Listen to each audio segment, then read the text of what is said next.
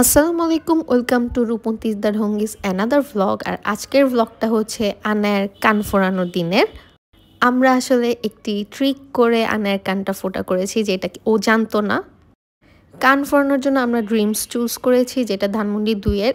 আমার নিজের কানও কিন্তু এই পার্লারেই ফোড়ানো হয়েছে। এখন আনায়ারটাও করা হলো। আনায়া হচ্ছে আমার ভাইয়ার মেয়ে, মানে আমার বড় ভাইয়ের মেয়ে, আমার ভাস্তি। পার্লারের কথা যদি জিজ্ঞেস করেন তাহলে আমি বলবো অ্যাজ ইউজুয়াল ড্রিমস অনেক ভালো সার্ভিস দেয়, কিন্তু অনেক রাশ থাকে, মানে আপনার অনেক হাতে 3-4 ঘন্টা নিয়ে যেতে হবে। আমরা অনেকক্ষণ ওয়েট করার পরে সিরিয়াল পেলাম। তো সবার ফার্স্টে আনায়া চুল কাটলো, দেন আমি কাটলাম, দেন আমার ভাবি কেটেছে। তো চুল কাটা শেষ হলে দেন হচ্ছে আমরা একটা ট্রিক করি আনায়ার কান ফোটা করার জন্য। আর ট্রিকটা মানে ওর কাছে খুবই আনএক্সপেক্টেড ছিল।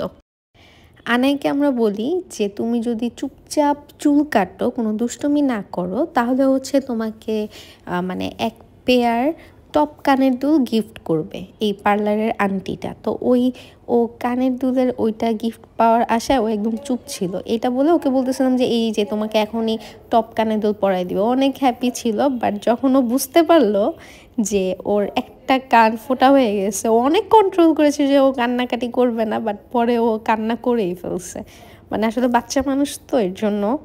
বাট আমার কাছে খুবই কিউট লেগেছে ব্যাপারটা।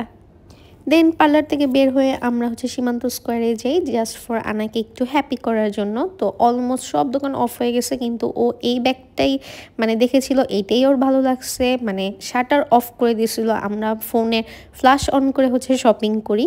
দেন ওকে ব্যাগ কিনে দেওয়ার পর সে খুব হ্যাপি। তারপর বাসার জন্য দই ফুচকা নিলাম।